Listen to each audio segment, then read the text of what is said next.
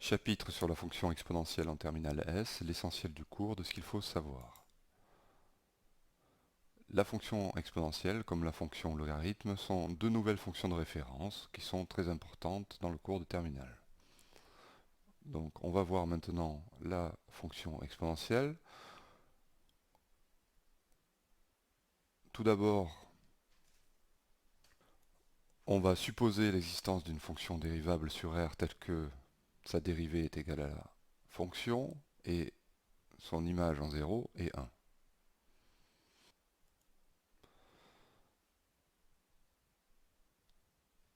Ayant supposé son existence, on va montrer que cette fonction, elle est unique, qu'elle a certaines caractéristiques, et on va la définir comme étant la fonction exponentielle. Ça, c'est pour que vous suiviez. Parce que tout le travail que l'on va faire après, il est important que vous arriviez à comprendre, mais il n'est pas à retenir. Ça ne sert à rien. Parce qu'il y a pas mal d'astuces, donc. Mais ce qui est important, c'est donc de comprendre le raisonnement. Tout d'abord, un petit rappel, la dérivée d'une fonction de ce type, c'est-à-dire la composée d'une fonction affine avec la fonction f, telle que f est dérivable sur R, est une fonction dérivable sur R, et sa dérivée c'est af' de a de x plus b. Donc on admet qu'une telle fonction dérivable qui vérifie ceci existe, et montrons qu'elle ne s'annule pas. Pour cela, on définit une fonction auxiliaire, phi, c'est là où c'est astucieux, hein, il fallait y penser, telle que phi de x est égal à f de x fois f de moins x.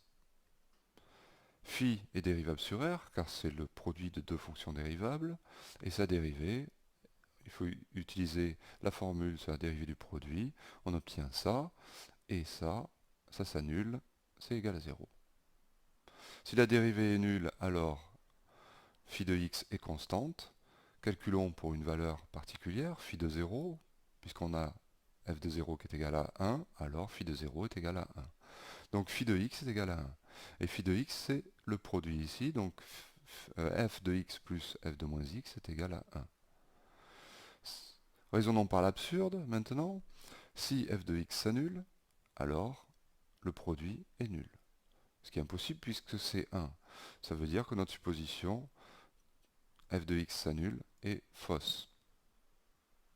Hein, ceci est valable quel que soit x. Ainsi, on peut conclure que f de x est différent de 0. Donc en admettant qu'une telle fonction existe, et sachant qu'elle ne s'annule pas, montrons qu'il ne peut y en avoir qu'une. Supposons qu'il en existe une autre fonction g, dérivable sur R, telle que g' est égal à g, et l'image en 0 par g est 1. On fait intervenir une autre fonction définie comme étant f sur g, avec h dérivable sur R, puisque f et g le sont, et g ne s'annule pas, donc ça c'est important. Sinon, on ne pourrait pas dire que h est dérivable sur R. Et la dérivée, c'est la formule.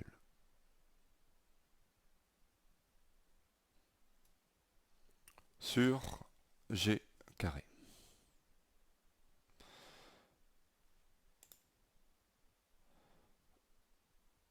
Ici, g' de f moins g de f'.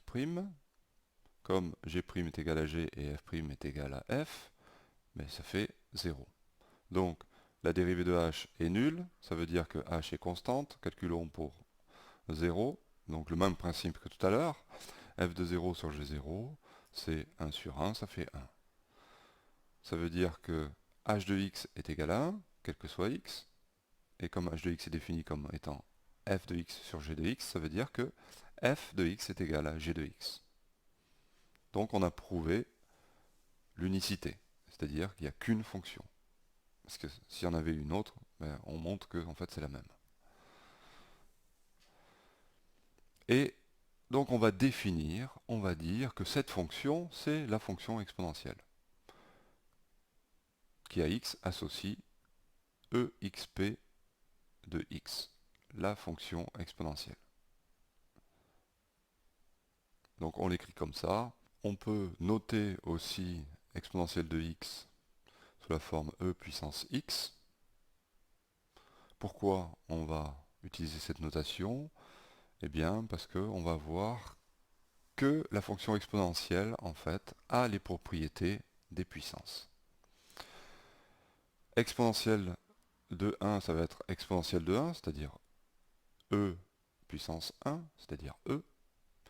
Et on a que exponentielle de 0, c'est 1. On vérifie bien, e puissance 0, ça fait bien 1. Donc on retrouve les premières propriétés ici des puissances. Donc on utilise le fait que justement la fonction exponentielle a les propriétés des puissances pour aller plus vite. Donc on a ceci, l'exponentielle de la somme est égale au produit des exponentielles.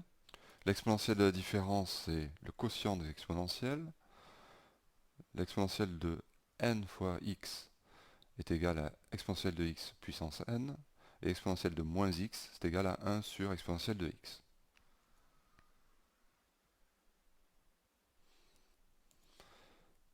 La fonction exponentielle est positive.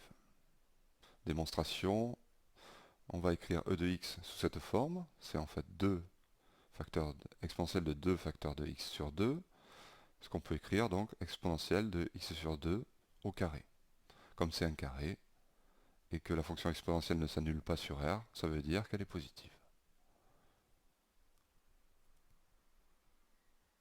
La fonction exponentielle est strictement croissante sur R.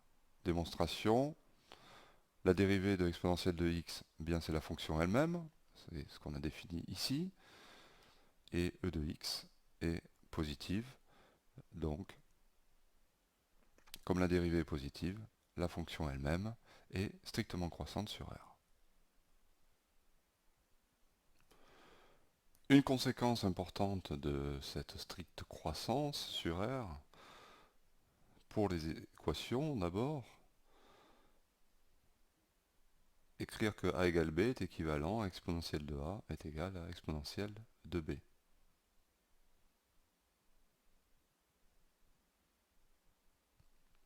Et pour les inéquations, on a conservation du sens, évidemment, mais à cause de la stricte croissance sur R, on a l'équivalence, c'est-à-dire a supérieur à b, équivalent à exponentielle de a supérieur à exponentielle de b.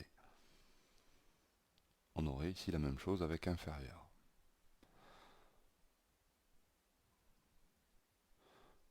Quant aux limites, alors la limite de exponentielle de x en moins l'infini, c'est 0, et la limite de exponentielle de x en plus l'infini, c'est plus l'infini. Ainsi, on a le tableau de variation suivant, moins l'infini, donc ça commence en 0. La dérivée est positive, et en plus l'infini, ça fait plus l'infini, donc strictement croissante entre les deux.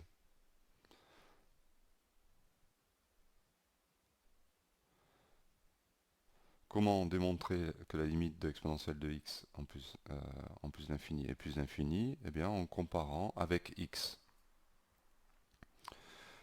On va montrer que exponentielle de x est supérieure à x.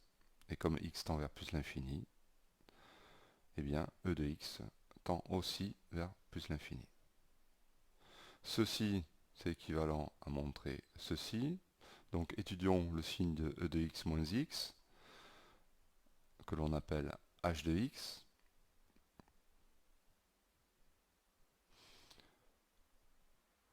Pour avoir le signe de h de x, on va dériver h' de x. Et on va étudier le signe de h', qui va nous donner les variations de h, et donc le signe de h. H est dérivable sur R, donc sa dérivée c'est e de x moins 1. Montrons quand est-ce que la dérivée est positive. Donc la dérivée positive équivaut à e de x moins 1 positif. qui équivaut à e de x supérieur à 1, ce qui équivaut à e de x supérieur à e puissance 0, et ce qui est équivalent, on l'a vu, à x supérieur à 0.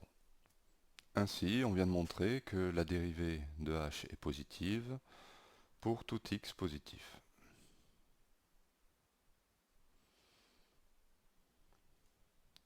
On peut alors dresser le tableau de variation de h. Ici, h', négatif, 0 en 0, et positif ici. Donc h est décroissante puis croissante. Donc là, on a les variations de h. Maintenant, le signe de h. En 0, on a 1. Donc h est 1, c'est un minimum de la fonction h. Donc h est tout le temps positive. H de x est supérieur à 1, supérieur ou égal à 1, et donc strictement supérieur à 0. Quant à la limite en moins l'infini, regardons la démonstration. On écrit que la limite de moins x en moins l'infini, c'est plus l'infini. On compose par exponentielle. Donc le plus l'infini, on le retrouve ici. Exponentielle de x. En plus l'infini, ça donne plus l'infini. Et on a donc limite de l'exponentielle de moins x en moins l'infini, c'est plus l'infini. Qui est égal, si on écrit autrement sur exponentielle de moins x, c'est limite moins l'infini de l'inverse exponentielle. C'est plus l'infini. Alors nous, on veut e de x. Donc il suffit ici de composer par l'inverse. Donc on a le plus infini, on le retrouve là. 1 sur y. Et c'est 0. Donc la limite, ici on obtient l'inverse de e de moins x, c'est e de x. Donc on obtient que la limite en moins l'infini de e de x, c'est 0. Cette démonstration est intéressante. C'est un bon travail sur les limites. Donc essayez de la retenir et surtout, sachez la refaire.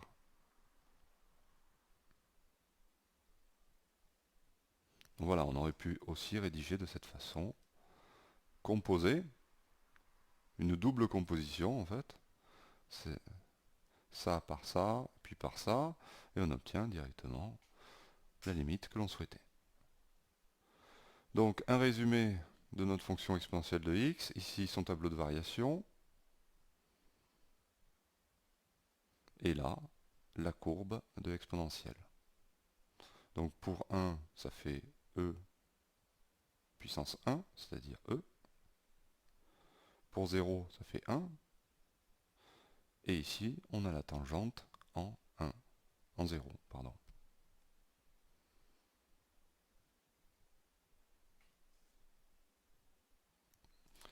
Pourquoi je mets la tangente en 0? Parce que la tangente en 0 a pour coefficient directeur le nombre dérivé en 0, et f' de 0 est égal à f de 0, qui est égal à 1.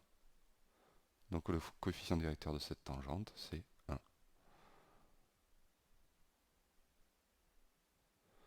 Et enfin, il y a quelques limites à connaître, supplémentaires. Celle-ci. Alors ici, c'est un genre de limite, on va dire. Un genre de limite qui fait appel à la notion de nombre dérivé. Alors on sait qu'un nombre dérivé, sa définition, c'est la limite d'un taux d'accroissement. Donc si on repère un taux d'accroissement, eh bien on va pouvoir se servir du nombre dérivé. Ici, 1, on pourrait l'écrire exponentielle de 0, e puissance 0. À ce moment-là, on a e de x moins e de 0 sur x. Nous reprenons f de x moins f de 0 sur x moins 0.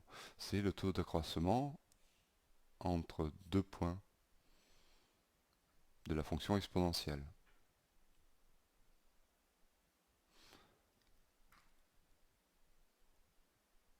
Et ici, on a x qui tend vers 0. Donc on a exactement la limite qui permet de donner le nombre dérivé en 0 de la fonction exponentielle. Ainsi on écrit exponentielle de moins 1 sur x, ça s'écrit comme ça. Ça c'est en fait exponentielle, le nombre dérivé en 0 de l'exponentielle. Et c'est, vu que la fonction dérivée de la fonction exponentielle, c'est la fonction elle-même, donc c'est exponentielle de 0, c'est-à-dire e puissance 0, c'est-à-dire 1. Voilà comment on trouve cette limite. Il faut penser au nombre dérivé et à sa définition. Donc celle-là, c'est le nombre dérivé en 0. Ici, pour s'en souvenir, alors la démonstration est plus astucieuse, donc on ne la verra pas. Et celle-ci, eh bien, se sert de celle-là en utilisant la composition des limites.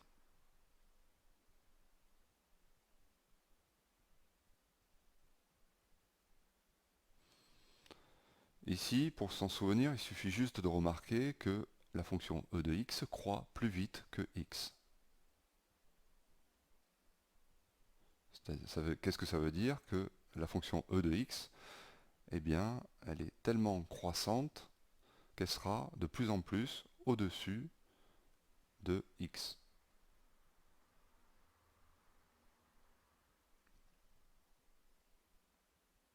Donc en effet, le quotient tend vers plus l'infini.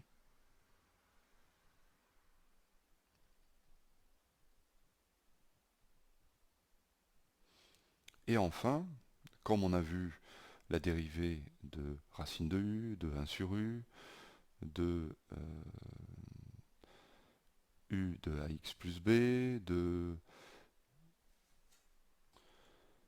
u puissance n, on a aussi un résultat pour la dérivée de u de x. En effet, c'est la composée de u de x et de la fonction exponentielle exprimée donc ici. Et on a le résultat suivant: si u est dérivable sur i, alors exponentielle de u de x est dérivable sur i. Et la dérivée de eu de x, eh bien c'est la dérivée de exponentielle, donc c'est elle-même, exponentielle de u de x. Ici ça ne bouge pas, et on multiplie, comme dans tous les autres cas, par u'.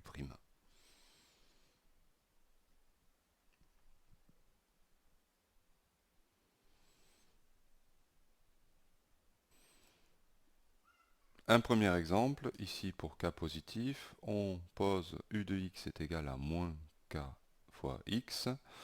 Ceci est une fonction affine, même linéaire, dérivable sur r. Alors, exponentielle de u de x est dérivable sur r. Et sa dérivée, donc c'est u' exponentielle de u de x, c'est-à-dire moins k, dérivée de ça, facteur de exponentielle de moins kx.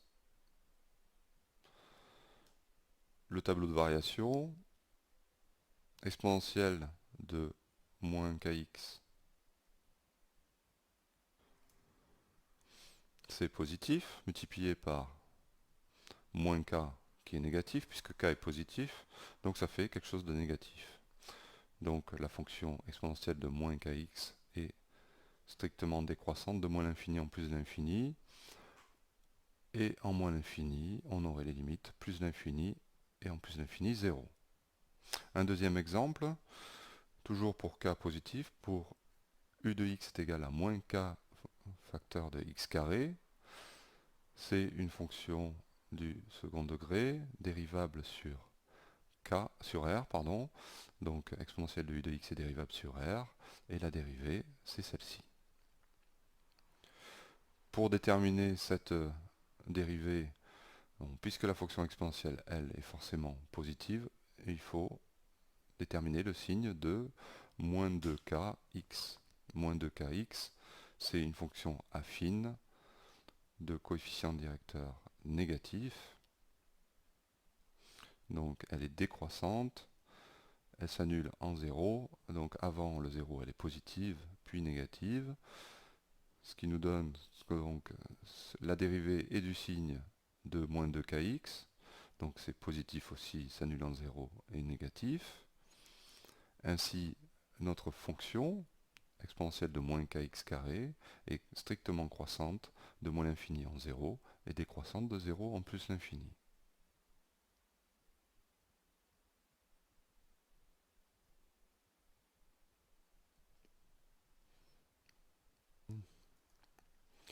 Enfin, il me semble avoir oublié de dire quelque chose de très important sur donc la fonction exponentielle. Comme elle est dérivable sur R, eh bien, la fonction exponentielle est une fonction continue sur R. Donc, encore une fois, on a une fonction de référence qui est continue sur son domaine de définition. Voilà pour l'essentiel du cours de ce qu'il fallait savoir sur la fonction exponentielle en terminale S. Je vous donne rendez-vous à la vidéo sur les exercices, les méthodes et la rédaction, la vidéo savoir-faire et rédiger.